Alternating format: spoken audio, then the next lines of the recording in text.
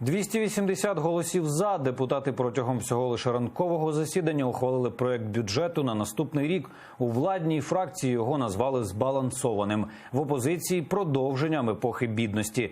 Як нардепи ухвалювали документи, що в ньому закладено, Олена Стецюк докладніше. Такого ще не було. На початку третього дня і без традиційної новорічної ялинки депутати ухвалили проект державного бюджету на наступний рік. Щоправда, тому що елементарно вистачало голосів монобільшості. Ще зранку депутати з другої спроби посунули питання проекту головного кошторису країни вгору, аби розглядати його на свіжу голову. У фракції «Слуга народу» прогнозували, вистачить 5 годин. Є мажоритарники, і вони їздять постійно, працюють в своїх округах. Дуже багато людей хочуть підтримки з центрального бюджету. Да?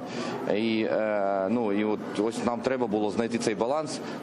Разів 10-15 зустрічались мажоритарники з урядом і шукали цей баланс. Єдність во фракції нашої завжди є. Інші фракції, крім монобільшості, не настільки оптимістичні. Кажуть, епоха бідності не завершується. Соціальні стандарти невтішні і вони не змінилися з першого читання. Цей бюджет треба повернути його авторам, бо цей бюджет завершує епоху бідності тільки Зеленського і його друзів, а для всіх інших громадян України це вже початок епохи жебратства. Мінімальна пенсія, яка не зростає в першому півріччі ані на копійку, а потім на 74 гривні. Ну, хай ці слуги поживуть на них, на ці 74 гривні. Мінімальна зарплата, яка зростає мінімально на 13%. Ми, скоріше за все, не зможемо підтримати цей проект, але ми і не будемо голосувати проти, бо там є деякі речі позитивні, наприклад, фінансування медицини, збільшення фінансування освіти. Скоріше за все, наша позиція буде утриматись, але по ходу, по обговоренню ми ще будемо визначати. Презентувала бюджет міністр фінансів Оксана Маркарова. Документ назвала хорошим і реалістичним. Отже, мінімальна зарплата складатиме 4723 гривні. Прожитковий мінімум з 1 грудня наступного року зросте до 2270 гривень. Видатки на безпеку і оборону майже 246 мільярдів. Це майже на 34 мільярди більше, ніж цьогоріч. На охорону здоров'я виділять понад 113 мільярдів гривень, тобто на 15 мільярдів більше. 145 мільярдів піде на освіту, а це на 16 мільярдів більше, ніж 2019 року. Чи врахували ми в цьому бюджеті всі побажання, чи врахували ми в цьому бюджеті все, чого очікують від нас наші громадяни? Ні. І ми розуміємо, чому це було неможливо. Тому що для того, щоб повністю побачити в цьому вже бюджеті результат від економічного зростання, ті десятки законів, які ви ухвалили в цьому залі, і ми вам дякуємо за це, треба було ухвалювати набагато раніше, роки до цього. Але ті закони, які ви ухвалили, вони дадуть можливість цей бюджет перевиконати, ми в цьому впевнені.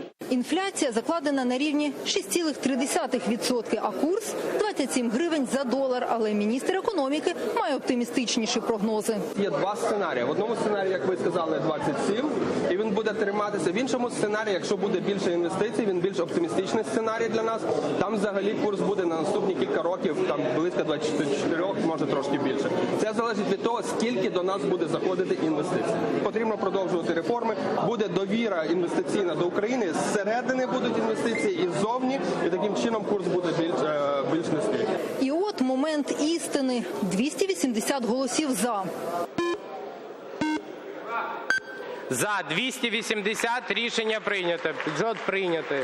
Фракція «Слуга народу» дала 241 голос. Решту додали група «За майбутнє» і позафракційні. Жодна інша фракція, крім монобільшості, за бюджет не голосувала. Допомога родинам з дітьми на 3-4 дитину до 1500 гривень.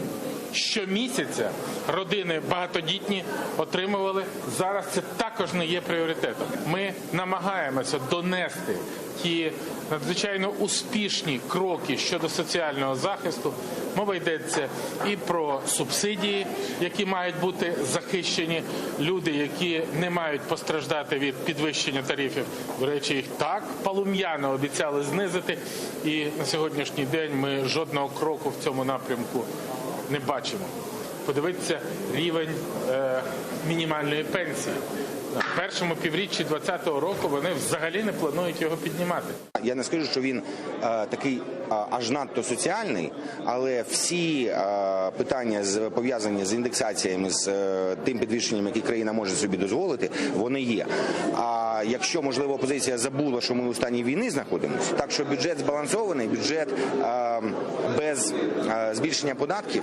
Пізніше у «Слузі народу» пояснили швидкість ухвалення держбюджету. Просто не було дискусій і шоу в сесійній залі. Ось такий він – турборежим у дії. Олена Стецюк, Асан Емінов, Заман, АТР.